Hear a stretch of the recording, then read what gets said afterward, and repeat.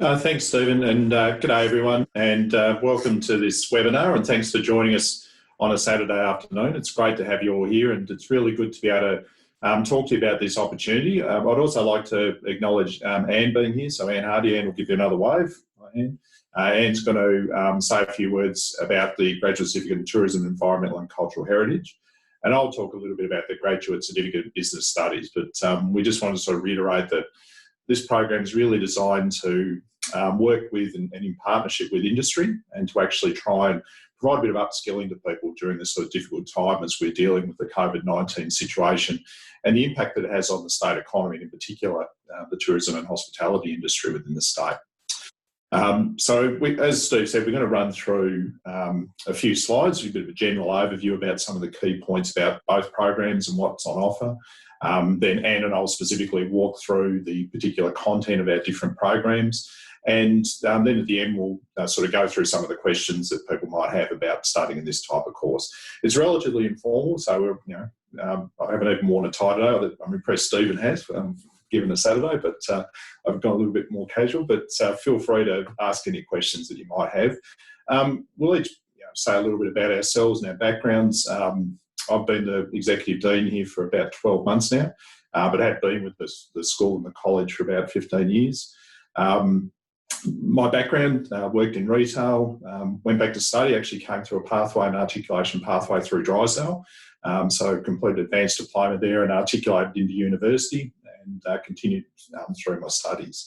Had some exposure in the tourism space, so my PhD was actually looking at strategic management and sustainability in ecotourism businesses. So if anyone's in that sort of area, I'm happy to have a bit of a chat about those separately. So we might go to the next slide, Sarah.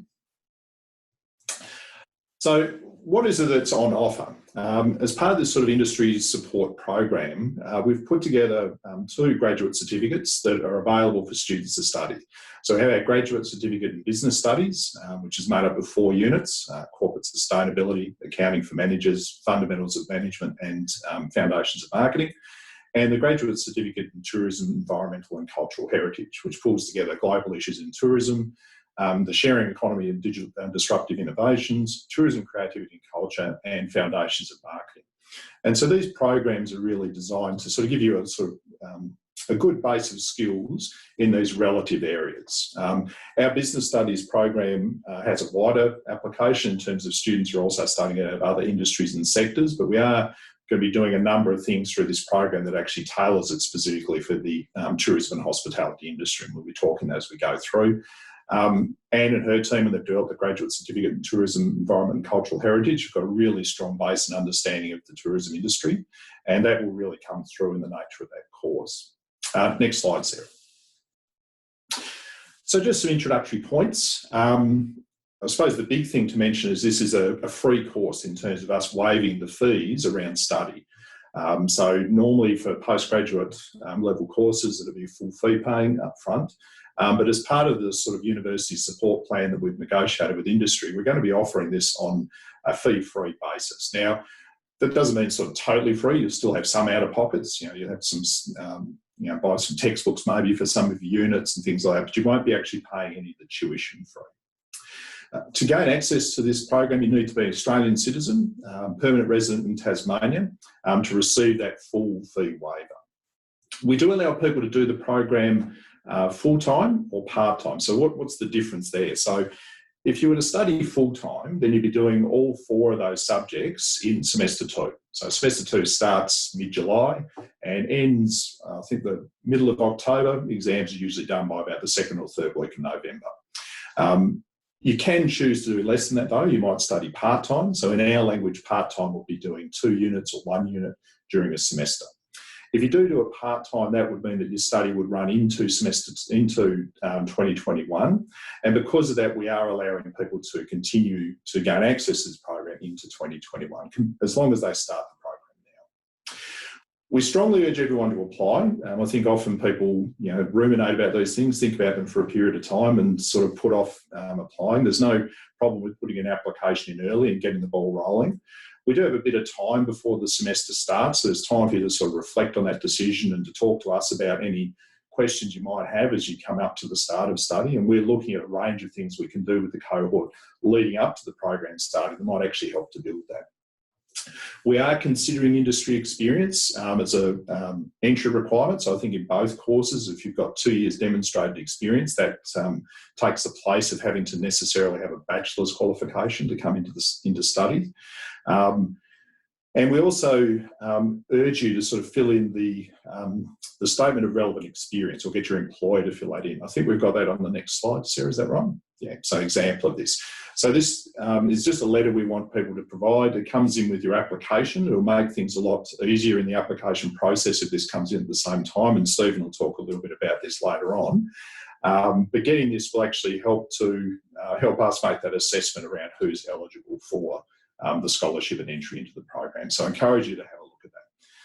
In terms of application, you apply, there's a link in the landing page, and you click there and you go through the e-app process. So it's all online that you complete that and fill it in.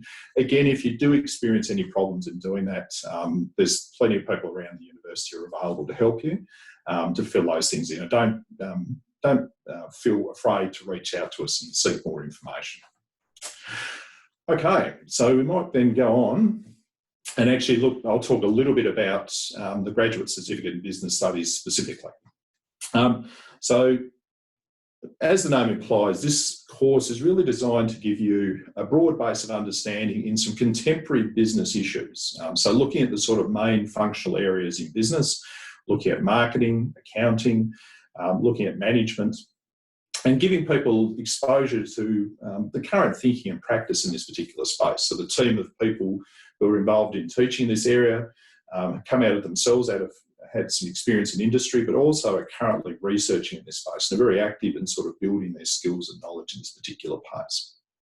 And through this program, we're really trying to build your critical thinking skills as they apply to key business areas. You know, as I said, to areas of marketing, and thinking about how you build a marketing campaign that's relevant to your particular business. And if you think about the COVID-19 landscape and trying to rebound out the other side of this, marketing skills are going to be really critical in terms of how you actually communicate with the customer and actually find new market opportunities as they emerge.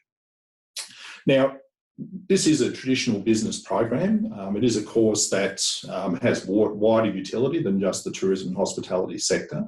But being mindful of that, we are looking at ways that we can actually build that content throughout the course. So a number of people who actually teach into the program themselves have backgrounds in tourism, so they've actually had some experience in that space. We're developing what we call a masterclass series. So the masterclass is where we bring leading experts out of industry and practice to come in and talk about key issues of relevance to each of the topics. And at the moment, we're working on having 3 masterclasses for each of those subjects. So there'll be plenty of coverage of those particular issues. We're also looking at how we can adapt the assessment process so that more of the assessment activity is linked to what people might be doing in a business context. So it's more applied to the actual industry. Most of our assessments in our postgraduate program sort of fit that form. Okay, Sarah, next slide. So I'm just going to give you a really quick overview of each of the units that are in the course, and then later on, if you've got any specific questions about these units, we can sort of talk a little bit about what they are. So the first unit in the program is Fundamentals of Management. It's really looking at in depth at the management function in modern organisations. Management's a dynamic field. It's an area of study that's really only been around since the 1960s, and sort of as organisations themselves develop, as the nature of work changes, the management function itself is changing quite a lot as well. And so in this unit, you'll look at things like how do we better lead teams and manage teams in an effective way.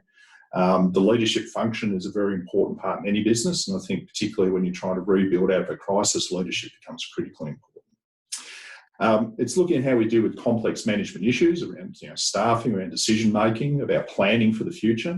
Planning is a very critical management function, and how you engage people in that particular process. We'll look at communication skills, and in particular look at how we manage change. Change and conflict management are really important issues in the space of any organisation. Next slide, Sarah. The second unit in the course is Accounting for Managers. Now, I want to say at the front that this unit's not about teaching you to be an accountant. We'll give you some basic skills around how to look at some of the accounting functions, But it's really about how do I take the numbers that an account will generate for me and actually apply those to business decision making. It's a subtle difference, but a very important difference, because people often see a unit like this and they think, oh God, we're going to spend all our time doing trial balances and profit and loss statements and things like that. It's more the decision making. So it has a much heavier focus on what we would call the management accounting side of the equation. How do we make management decisions based on this information? And it looks at a range of different things about understanding, different types of financial reporting, different requirements of any organisation, and would enable you to have a better conversation with people that come out of the finance areas within business or any external financial advice and the accounting advice that you're actually receiving. Next unit. The third unit in the course is one that we're really excited about. It's just gone through a major redevelopment phase. We've actually been quite lucky in attracting a guy called Craig Deegan to work here at the University of Tasmania. Craig's the most published accounting academic in Australia and has a really strong focus on this notion of corporate sustainability.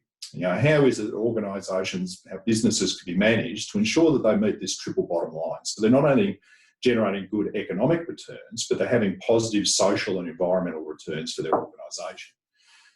So if you think about that area like ecotourism, which I was in, this concept of the triple bottom line becomes really important, because you're trying to strike that balance between being financially viable, but also ensuring that your business has a good, sustainable environmental footprint.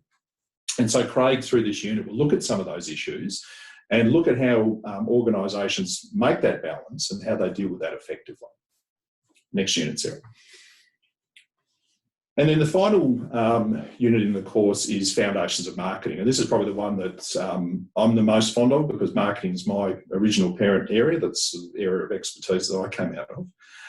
And marketing is a really critical function because it bounds the organisation to the customer and the market. So it's very much focused on understanding what your product might be, how you might distribute that effectively, how you plan your marketing activities. And I think particularly in this context, how you can use digital means of communication as a way of staying connected with your customers and understanding what's actually happening in that market space. We look at issues around segmentation and think about how you might break down a market and how you might identify suitable target markets for those organisations. And understanding very much the changes that are happening in consumer behaviour, because consumers, they're exhibiting very different forms of behaviour today than they were sort of a generation ago. As new categories of consumers come up, we need to understand more about those. So that's a bit of a quick overview of the Grad Cert Business Studies and the 4 units that make that up. I'm going to hand over to Anne, who's going to talk about the Graduate Certificate in Tourism, Environmental and Cultural Heritage. Okay, thanks, Stuart. And hi, everybody. It's great that you've met us probably inside on what is such a beautiful day outside.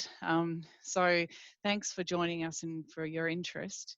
I'm going to talk to you about the Graduate Certificate in Tourism, Environment and Cultural Change. This is a new certificate that was designed about 18 months ago, and it's designed to link with a graduate diploma and a master's. So just as with the case with the Graduate Certificate in Business, the Graduate Certificate in Tourism, Environment and Cultural Change is designed that if you do it, you can then go on, get credit for it and complete further studies such as the Graduate Diploma or the Masters in Tourism, Environment and Cultural Change. So this grad cert has been designed under the guidance of an industry board. We have a board that's made up of members of such as Mona, Port Arthur, Qantas, Tourism Tasmania, Parks and Brand Tasmania. So they've overseen the development of this course from the get-go. They make sure we try and keep it real so we don't get too academic, which is something we don't want to do. So what we do in this grad cert is we kind of look at the big issues that are facing the tourism industry at the moment and how we can use those issues, whether they're difficult or positive, to better tourism business performance and our engagement with the industry, and also what the industry means for the state of Tasmania. So we look at things like big data, digital analytics, global issues, the gig economy, and we look at things like branding campaigns. So let's have a look at it in more detail. The first unit that we offer is called Global Issues in Tourism. This unit is taught by Professor Kan Seng Wee. Kan Seng comes from the Copenhagen Business School, where he was a professor in international business, and he won a lot of teaching certificates, so he's a great engaged lecturer. And what he does in this unit is he really looks at the forces that are shaping tourism and how they can be used, harnessed in business practice. So we look at big, contentious, tricky issues, things like cruise ships, crises, over tourism, and of course COVID. So we'll be looking at how that's impacting the industry, what businesses can actually do to respond to them, and what it means for the state moving forward in these really uncertain times. So we look at really current and cutting edge and current issues. We also look at the aviation industry. We've got our Qantas board member in who'll be talking about the impact that that's had and some likely scenarios moving into the future. We also look at the role of politics in shaping global and national tourism policy and how that influences our strategies, how we brand the state, and how we move forward as an industry. The next unit that we teach, or sort of at the same time, the second one, is called the Sharing Economy and Disruptive Innovations. This is my little baby, so you'll be taught by me through this unit. And what we really do is look at all these new things that have been thrust upon us as an industry and how we can actually use that in a positive manner to maximise business. So we know that we've got all this big data we're faced with that we can use in our businesses these days. So we look at how we can use big data to analyse business performance, so digital analytics. We look at how we can use it to understand behavioural patterns, what tourists do and don't do, and what they're saying about your business. We also look at the notion of the gig economy and the sharing economy. We look at its impact in tourism, the pros and cons. We thrash around whether we do or don't want to engage with things like Uber Eats, Airbnb, those types of things, and their pros and cons. So we really seek through this unit to get a better understanding of these disruptive innovations and turn the disruption into a positive thing that we can use in our business. We look at things like peer-to-peer business, online word of mouth, the impact of review sites and influencers and how they can be used. And through the business, through this particular unit, we end up getting you to sort of make up a pitch for your own innovation that might help your particular business.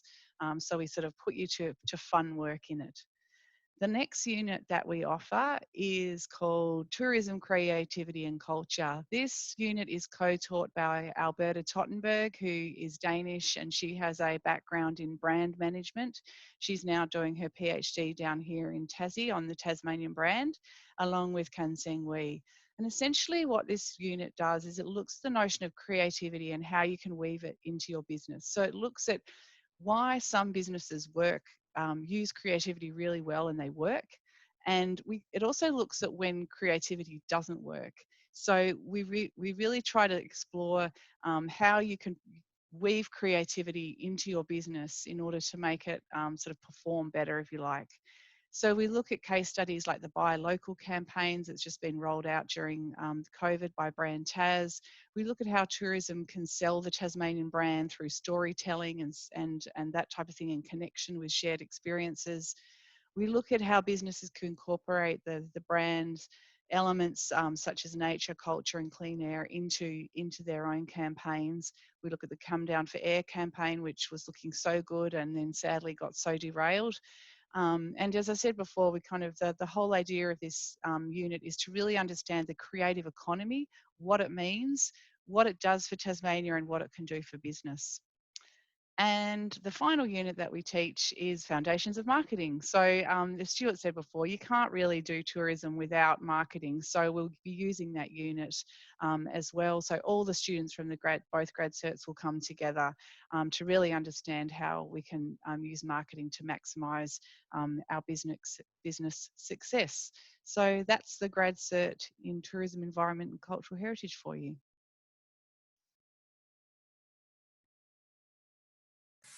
Thank you very much, everyone. So we might move into the questions now. So for those of you that want to ask a question, we have a Q&A. There's a Q&A logo down the bottom of the screen there.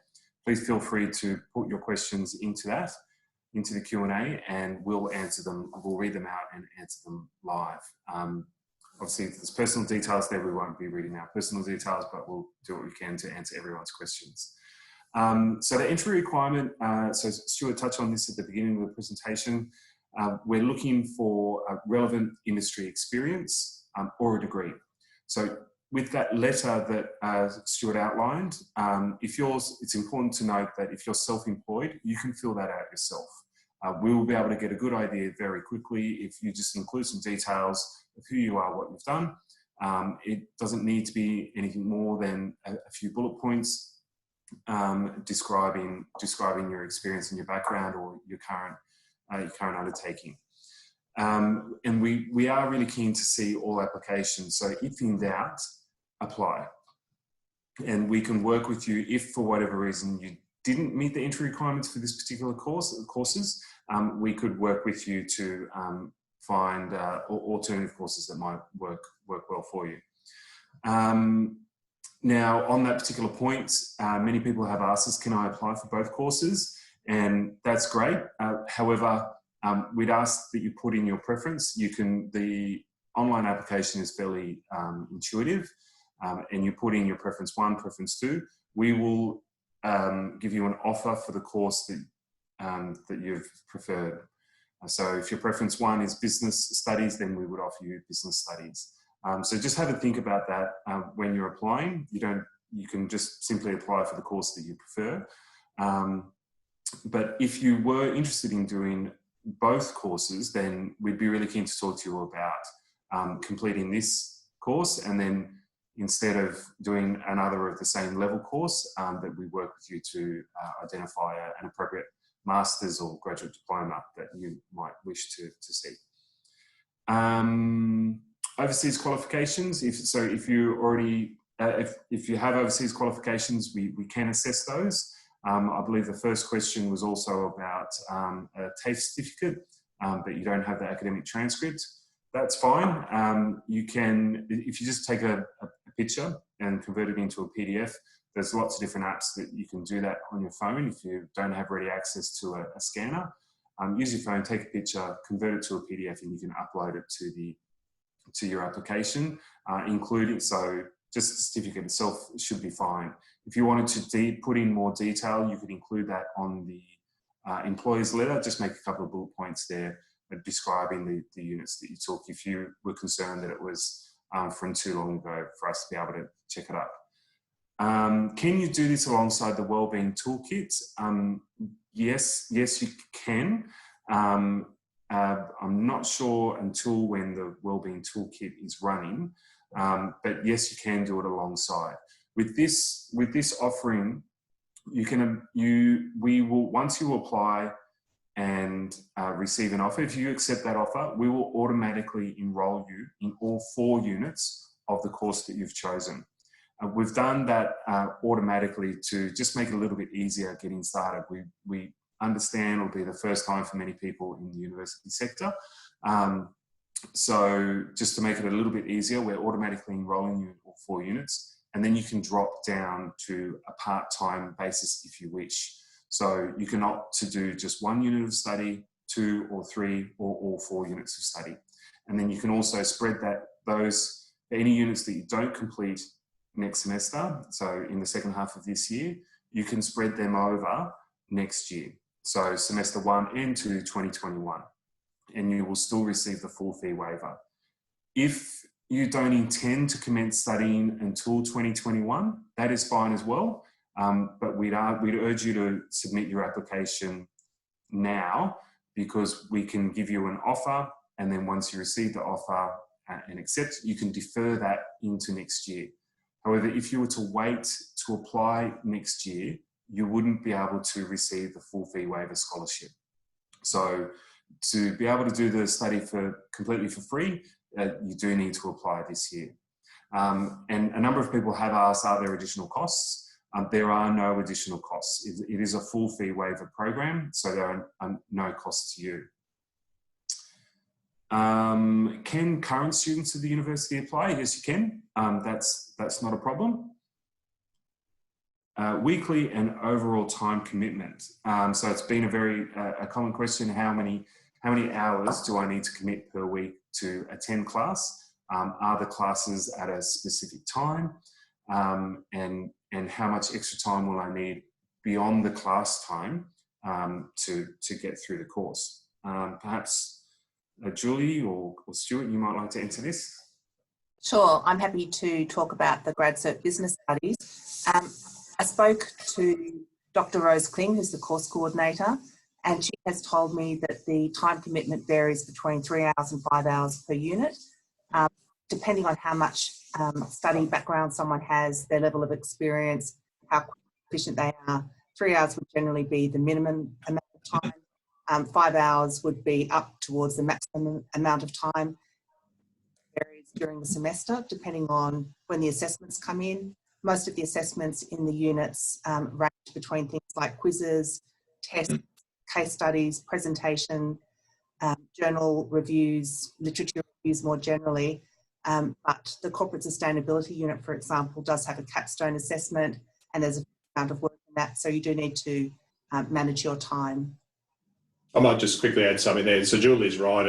It does vary a lot by unit and by your individual study patterns and skills. I think the key point to remember too, there are real peaks and troughs across the semester. So, different assessment tasks, there'll often be a bit of work to do in the lead up to those.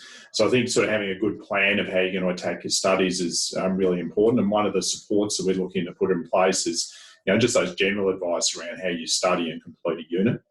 I think too, and Stephen and I were talking about this morning, from postgraduate units like this, one really good way to do it is to actually work together as a group. There's a lot of different people in this unit from the industry. You all need to submit individual assignments, but there's still no reason why you can't come together and talk about the topics. I know we see this in a lot of our programs like the MBA, where it's the group learning that really adds benefit and people draw on their own experiences. I'll throw to Anne, who's probably got some stuff to say about that too.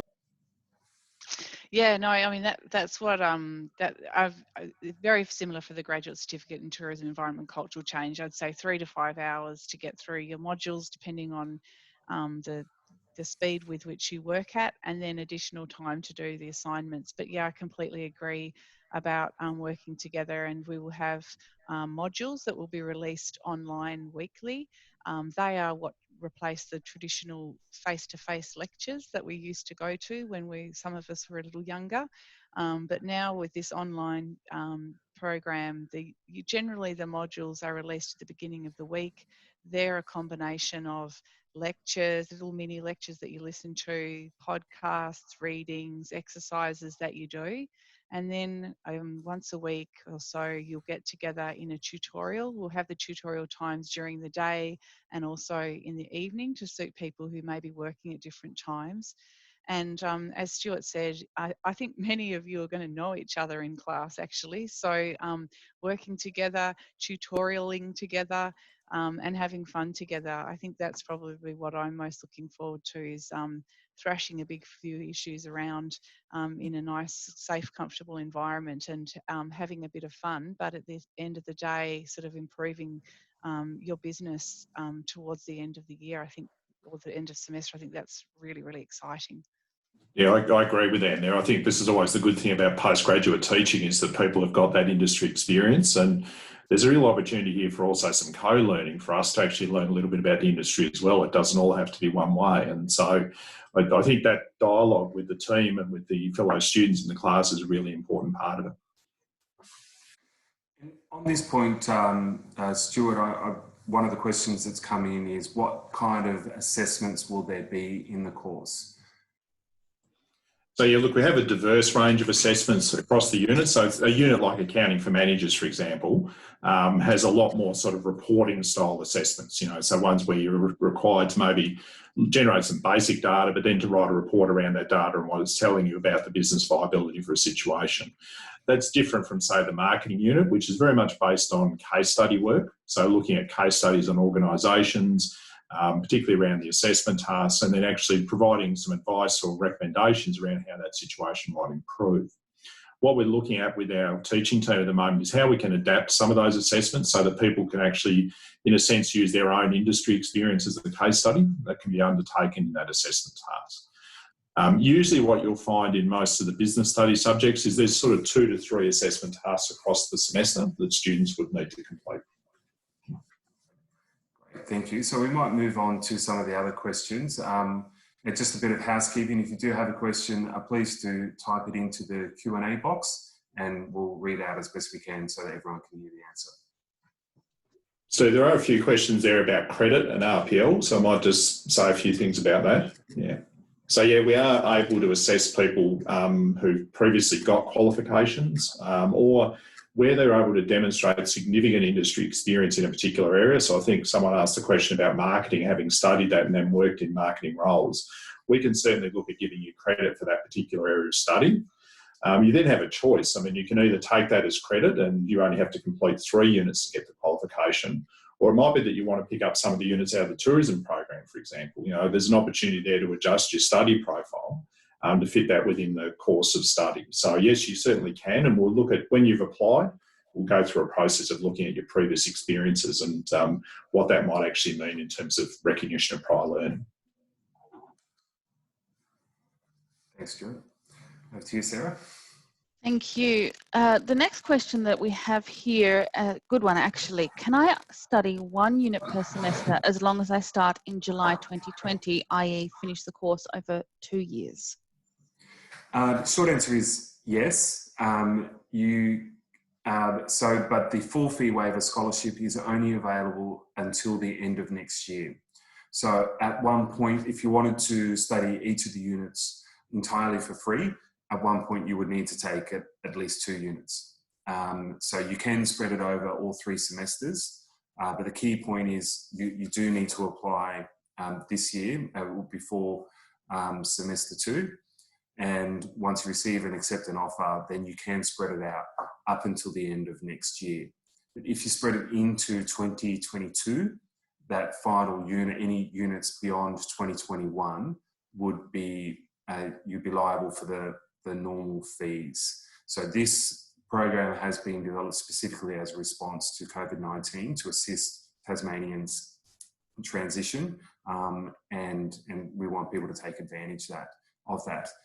Having said that, if it was just 1 unit into 2022, and that works best for you, the costings are such that for just 1 unit, it might be manageable. Obviously for different people or in different circumstances, but it's nowhere near as much as the normal cost. Also, there is fee help as well, and this would apply to those that go on to a master's program. So like HEX, your fees can be put onto HEX as well. But we won't go into that in too much detail today. The next question is, I live in Queenstown. Will I need to attend Hobart if necessary? No, you won't. So both courses are running online. The tourism will run entirely online for this cohort. We wanted to cater to people all across Tasmania, so that will run fully online, as will business studies. If and when classes resume in person, then the option, if you are in Hobart, then the option to attend class in person is available, if allowable at that time. But all 4 units for both courses will continue online up until the end of 2021, including, so each unit will also run each semester until the end of next year. So you're able to do it in the order that suits you also. Perfect. The next question is, rather than writing a letter, does submitting a CV speak to our experience if we no longer have an employer due to COVID and we're not self-employed? Sure, certainly. Definitely, we just want to see the industry experience that you have. If you can provide that to us in the easiest way that best describes who you are and what your experience is, then we're very keen to see your CV. Did any of the other panelists have anything to add to that on experience? No, that's all good. Yeah. Perfect.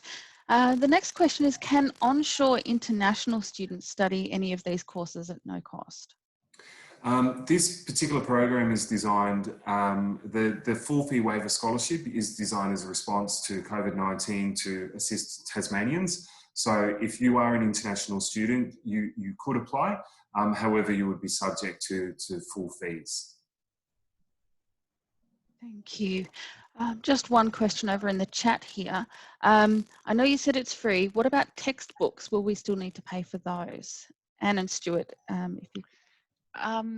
It's a good question, but actually when COVID hit, a couple of months ago, our library wrote to all the course can't even speak this afternoon.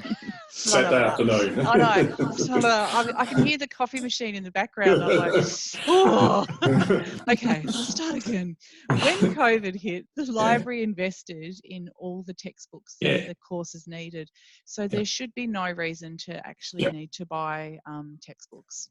Yeah, no, that's great. That applies across both courses, yeah. Perfect. The next question, Stuart, I might throw to you. This person wanted to ask about progressing into a Master's in Business after their graduate certificate, and can they receive credit towards that, and what's the progression pathway? Yeah, sure. So yeah, all these courses are designed to open up opportunities for students to go into further postgraduate study. And so traditionally our graduate certificate has been used as a bit of a bridging course to get people who come out different pathways into postgraduate study. We are actually looking at what that articulation pathway would look like in detail at the moment, but you would have access to the MBA, Master of Finance, Master of Marketing Management Advanced, Master of Marketing Management. So there are different options there. In terms of the volume of credit, again, we're going through a bit of a course overhaul at the moment, so we're looking at how much that credit would actually look like. I know in the case of Anne's course, that's a much clearer pathway at this stage. So I think, Anne, these 4 units fully count into the Masters, is that right? Yeah, and the Great Dip, because there's a stepwise process. Correct. Yeah, so yes, the short answer is yes, they do count. It opens up the pathway. We'll have more of an idea in the next month or so exactly what that looks like for us. Perfect. The next question is it possible to receive the unit outlines that include more detail around assessments? Yep. Sorry. No, you go, Stephen. I was going to say from the landing page, and you can see the list of units that are offered. You can click into the programs and then click from there. That's actually linking to our handbook, our course and unit handbook. So once you click into the individual unit from the secondary landing page, you'll be able to go into a lot more detail on that particular unit and see what kind of assessments there are. Most often it's normally the course coordinator or the unit coordinator is listed. So you start to get an idea of who will be teaching the unit. I'm not sure that's the case for every single unit, but it's mostly all there. So there's quite a lot of detail if you start clicking into the units themselves. And it's probably worth adding that some of the units are being tweaked at the moment just to be adjusted for these programs. Hi, Amanda. I think this is Amanda that I know. So if you want details on tourism units, just sing out to me and I can give them to you. Yeah, Anne's point's a really good one. So we are doing a bit of tweaking around the units at the moment, so that it does have a stronger connection, and there is some adjustment from one semester to the next across units. You know, we always reflect on our assessments and teaching practice.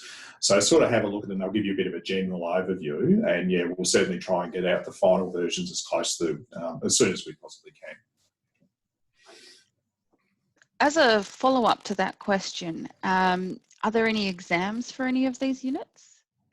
There are a couple exams. Now I'm going to stretch it. I think there's like one in ours, but generally, and I think it might be the same for GradCert, but generally exams are not so popular at the moment. We're finding that it's much better for students coming from industry to do much more practical things like developing plans and strategies and pitches and bids, developing innovation. So the assessment, I think, is a lot more exciting than that old-fashioned line up in the exam hall and get terrified. So thankfully, not too many at all. Yes, I think we're those of us who sort of value good teaching and learning practices sort of using this as an opportunity to kill off exams once and for all. So I think this semester, in semester 1, the university's gone from having 680 exams to 32. And so I suspect in semester 2, you'll see a similarly low number, and I know that the Vice-Chancellor of the university and the Provost have been really pushing that idea that modern assessment practices, particularly with a postgraduate cohort, is it should be applied, it should be meaningful, and sitting and doing a 3-hour exam is a bit like torture, really. It's not really useful. So if you haven't already, please note that down. Stuart said killing off exams. Oh, I would kill them in a heartbeat. Unfortunately, some of our professional bodies are very welded to the past and do like exams, but they're just not a very effective means of assessment. And, if you think about some of these topics, imagine doing ANDS unit. I mean, what would be the purpose of an exam in that unit? It's much better to actually see students demonstrate, particularly when you're all coming into this with a range of experiences from the industry, and hopefully many of you still having that connection. It's a lot better to do it through that lens. Perfect. The next question, and this one has come up in every webinar, I think. Is there a maximum number of scholarships on offer? No, there's no limit to the number of scholarships. So if you apply and are found eligible to enter the program, then we will make you a full offer, and the offer will include the full fee waiver scholarship. We've done this, if you've studied with the university before, please disregard previous processes in the enrolment process. We've tried to do a lot of front-end loading as much as possible to reduce any administration in relation to enrolling for this course for you. So it is all 4 units, all under a full fee waiver scholarship, and that applies for the duration of your studies up to the end of 2021. So, yeah, no limit. Perfect. Is it possible for a future grad dip or masters to have CSP, so to be offered under a Commonwealth supported place? Yes, I'll let Stuart speak to that. Oh, no, you go. I was going to. So for study beyond this, then yes, you can take a Commonwealth supported place for masters. I actually personally don't know a lot about it because I normally work on the international side. So if any of the other panelists would like to speak to that, please feel free. But postgraduate study can be deferred to HECS. Yeah, so there's different schemes available for covering the fees and getting that Commonwealth support, but it is a bit of a movable feast, and I think it'd be interesting to see what happens post COVID-19 with funding around those places. So, yeah. Lovely. There's a final question here, so if anybody has a burning question, please pop it into the Q&A, and we can come to it after this one. Does a graduate certificate equal or outrank, for lack of a better word, a bachelor degree? So if we do want to continue on with a graduate, will the graduate certificate cover the bachelor degree requirement for masters? Julie, would you like to answer that one? Sure. Yes, absolutely. In the case of the Grad Cert Business Studies, it's a qualifying pathway. Successful completion will give you admission to a Master of Marketing Management, Master of Professional Accounting, Master of Finance, an MBA. It's a really, really good way to upskill and to prepare you for higher master's study.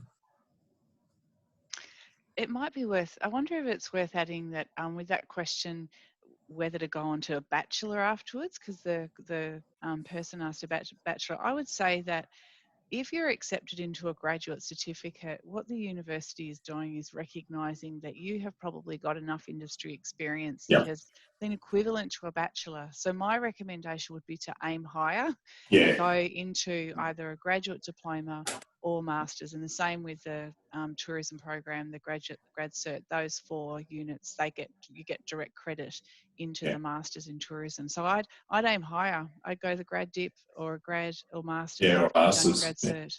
Yeah, I agree with Anne. I mean, it's a bit like backtracking to go back to a bachelor's. And really what we are saying is we feel that based on your experiences, whether they're through previous work or previous study or a combination of both, that we feel you've already gone over that bachelor level hurdle. And the other thing too is the duration. I mean, a bachelor's degree is 2 to 3 years of study, whereas a postgraduate course is usually anywhere from a semester through to 3 semesters. And it's much more suitable once you've got a level of business experience behind you. So yeah, it's a better to focus on aim high, as Anne said, and shoot for the postgraduate space. Perfect. Now we've got a final question here. Is the full fee waiver available? Does it cover New Zealanders? Yeah, New Zealanders resident in Tasmania, yes it does.